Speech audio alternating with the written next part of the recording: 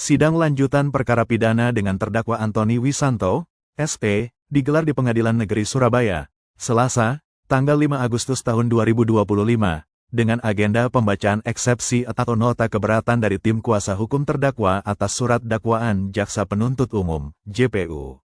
Terdakwa Antoni didakwa secara alternatif oleh JPU dalam dakwaan primer pasal 378 KUHP-JO.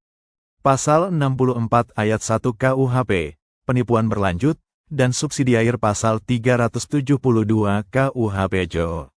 Pasal 64 ayat 1 KUHP, penggelapan berlanjut.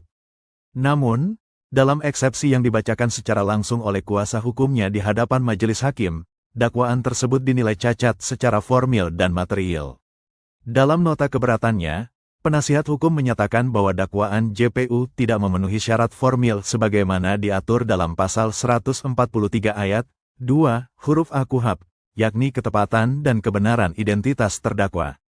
Jaksa mencantumkan bahwa terdakwa beragama Katolik, padahal bukti KTP menunjukkan bahwa Antoni menganut agama Konghucu.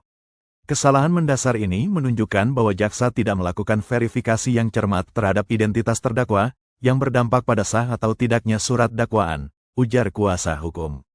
Lebih lanjut, penasihat hukum menilai surat dakwaan tidak cermat, tidak jelas, dan tidak lengkap sebagaimana disyaratkan pasal 143 ayat 2 huruf B KUHP.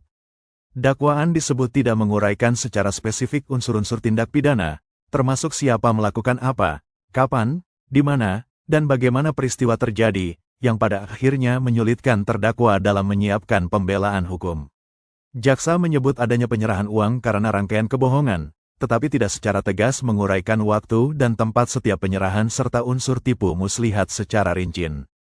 Hal ini menyebabkan dakwaan menjadi kabur, obskur libel, tambah penasihat hukum. Eksepsi juga menyoroti bahwa JPU mengabaikan fakta-fakta hukum penting yang seharusnya meringankan terdakwa, seperti pengembalian uang kepada pelapor Kevin Winata melalui transfer bank, cek, dan tunai. Penyerahan satu unit apartemen sebagai pengembalian atas kerjasama modal usaha. Bukti komunikasi dan pelaksanaan kegiatan yang menunjukkan bahwa proyek bukan fiktif. Fakta-fakta ini bahkan diakui sendiri oleh pelapor dalam berita acara pemeriksaan, BAP, namun oleh jaksa justru dihilangkan dari dakwaan, sehingga perkara ini terkesan seolah-olah murni pidana, padahal bersifat perdata, tegas penasihat hukum.